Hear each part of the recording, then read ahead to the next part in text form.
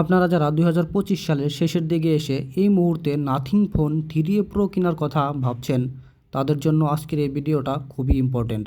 কারণ আজকে আমার এই ভিডিওর মাধ্যমে একটা ওভারভিউ দেওয়ার চেষ্টা করব নাথিং ফোন 3A প্রোর, যার মাধ্যমে আপনারা জানতে পারবেন যে এই মুহূর্তে এই ফোনটা কেনা আপনাদের ঠিক হবে কিনা কিংবা ভ্যালু ফর মানি হবে কিনা। নাথিংয়ের ক্যামেরা বাম্প হচ্ছে ফোন না কেনার প্রধান কারণ। এর ক্যামেরা বাম্পে প্রচুর পরিমাণ স্ক্র্যাচ পড়ে। এর ব্যাকশেলটা ভালো লাগলেও এর সাইড ফ্রেমটা একদমই ভালো লাগে না। এর সাইড ফ্রেমটা অনেক বেশি আপনার চিপ ফিল হয়, যেটা হাত দিয়ে ধরলে আপনারা অনুমান করতে পারবেন যেটা অনেকটাই কম দামি ফোনের 10-12 হাজার টাকা ফোনের মতো লাগে। তবে ভালোর কাতারে থাকবে এর ডিসপ্লে।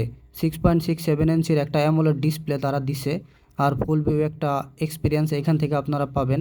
এর সাইড কর্নারগুলো অনেকটাই রাউন্ডেড এবং চারদিকে সমান ন্যারো বেজেল।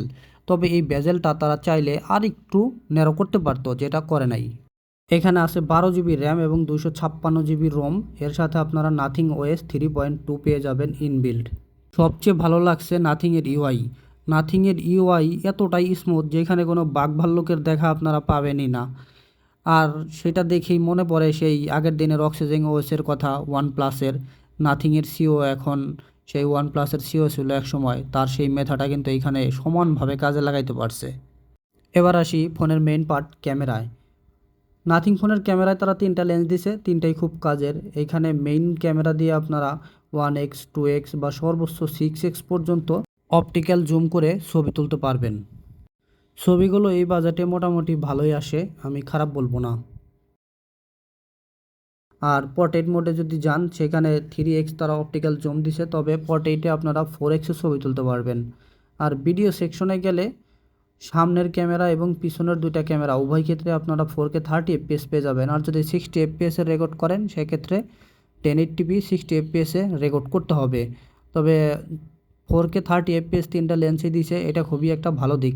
আর ভালো লাগে নাই যেটা, সেটা হচ্ছে তারা এখানে সিনেমাটিক ভিডিও করার কোনো অপশন দেয় নাই। চাইলেই তারা পোর্ট্রেট ভিডিওতে ভিডিও করার একটা অপশন দিয়ে দিতে পারতো, যেটা অনেক ক্ষেত্রেই কাজে লাগে। নাথিং ফোন 3A প্রো দিয়ে বাইরের কন্ডিশনে প্রচুর পরিমাণ ছবি তোলা হয়েছে আর ভিডিও করা হয়েছে, যেগুলো আপনাদেরকে অন স্ক্রিনে দেখিয়ে দিই, তাহলে আপনারা নিজেরাই জাজ করতে পারবেন যে নাথিং ফোন 3A প্রো দিয়ে ঠিক কেমন ছবি ওঠে আর আপনাদের ভালো লাগে কি না। আমার কাছে ছবিগুলা ভালোই লাগছে, অনেক বেশি কালারফুল মনে হয়। এবং কি যদি 3x ছবি তোলা হয় বা 4x ছবি তোলা হয় পোর্ট্রেট মোডে, সেক্ষেত্রে কিন্তু খুব সুন্দর ছবি ওঠে, মনে হয় না যে এটা একটা মোবাইল ফোন দিয়ে তোলা ছবি। এক সময় নাথিং ফোন 3A প্রোর দাম কিন্তু 45-46 হাজার টাকা ছিল, এখন কিন্তু মার্কেটের দামটা কমে একটু স্টেবল হয়েছে। 38 হাজার টাকায় এই মুহূর্তে এই মোবাইলটা পাওয়া যায়। যারা ক্যামেরা সেন্ট্রিক ফোন কিনতে চান, আমি বলবো যে এটা একটা ক্যামেরার দিক দিয়ে পারফেক্ট ফোন এই বাজেটে। এছাড়া যারা একটু স্টাইলিশ ফোন কিনতে চান, যেমন নাথিংয়ের গ্লিপ লাইট যেটা, সেটা কিন্তু অনেকেরই ক্রাশ, দেখতে অনেক ভাল লাগে। যদিও প্রথম 2-1 বার ভাল লাগবে, পরবর্তীতে আর এটা চালানোর ইচ্ছা করবে না।